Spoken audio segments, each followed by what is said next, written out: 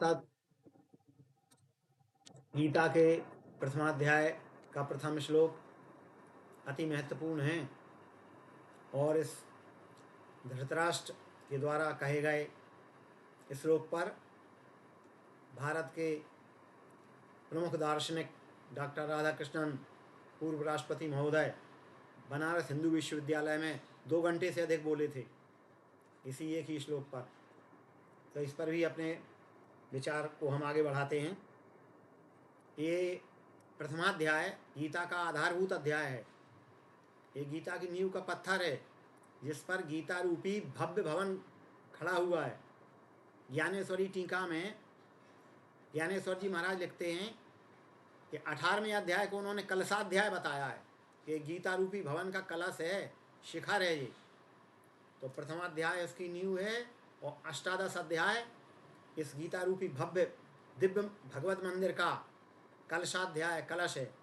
जैसे द्वितीय अध्याय साराध्याय, ऐसे प्रथम अध्याय आधारभूत है, ये फंडामेंटल है। तो इस पर गीता रूपी भवन खड़ा है और प्रथमाध्याय और अष्टादश अध्याय में बहुत अधिक संबंध है।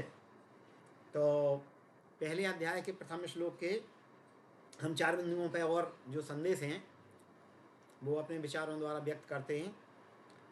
पहला है, पहला अक्षर गीता का पहला अक्षर है धर, धर ऊपर रका लगी हुई है धर्म, और अंतिम अक्षर है म। 18वें अध्याय के 78वें श्लोक का अंतिम अक्षर है म।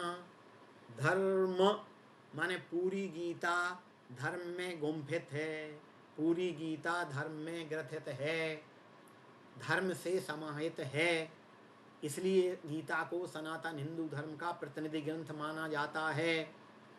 तो धर्म प्रथमाध्याय के सबसे पहला अक्षर और अंतिम अक्षर धर्म बनता है। तो इसी के अंतर्गत पूरी गीता है। एक संदेश। और ये धर्म क्या है? ये धर्म धरित्री का धारक तत्व है, धर्म धरा का धारक तत्व है। अर्थात पृथ्वी इसी धर्म पर टिकी हुई है। ये सत है, ना भावो विद्यते सतः, सत का कभी अभाव नहीं होता। इसलिए और धारण से संयुक्त है। महाभारत में कहा है धारणा धर्म मित्याहु धर्मेण विधृता प्रजा या स्यात् धारण संयुक्ता सा धर्मेति निश्चयः। अर्थात धारण से जो संयुक्त है, जो विश्व ब्रह्मांडों को धारण किए हुए है, उसका नाम धर्म है। तो धर्म के अंदर गीता गुम्फित है। दूसरा भाव है धर्म मम। पहला शब्द है धर्म और अंतिम शब्द है गीता का 18/78 का मम। धर्म मम अर्थात मेरा धर्म क्या है, प्रत्येक व्यक्ति का धर्म क्या है। इसमें जिसका जैसा जैसा स्वभाव है, स्वभावज कर्मों के हिसाब से भगवान ने स्वधर्म निर्धारित किए हैं, स्वकर्तव्य कर्म शास्त्र भेद कर्म निर्धारित किए हैं। तो मेरा धर्म क्या है? धर्म और मम, पहला अक्षर पहला शब्द धर्म और अंतिम शब्द मम अर्थात धर्म, मेरा धर्म क्या है, ये संदेश देती है गीता।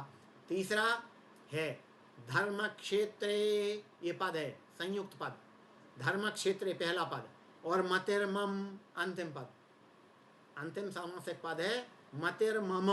धर्म क्षेत्रे मतिर्मम अर्थात धर्म के क्षेत्र में मेरी मति हो, धर्म के क्षेत्र में मेरी बुद्धि लगे, ये भाव है। ये संदेश देती है गीता कि प्रत्येक विश्व मानव की बुद्धि मई बुद्धिम निवेश है, भगवान कहते हैं। तो धर्म के क्षेत्र में ही मेरी बुद्धि लगे, क्योंकि यतो कृष्णस्ततो धर्मो यतो धर्मस्ततो जयः। जहाँ भगवान कृष्ण है वहीं धर्म है, इसलिए धर्म के क्षेत्र में मेरी बुद्धि लगे। ये तीसरा संदेश है कि धर्म के क्षेत्र में प्रत्येक विश्व के प्रत्येक मानव की बुद्धि लगे। और चौथा संदेश एक संत का भाव है धर्म क्षेत्रे कुरुक्षेत्रे। संत का भाव है कि क्षेत्रे क्षेत्रे धर्मं कुरु, अपने अपने क्षेत्र स्व स्व क्षेत्रेषु धर्मं कुरु, अपने अपने क्षेत्रों में धर्म का पालन करो। जिसका जो धर्म है वो पालन करे।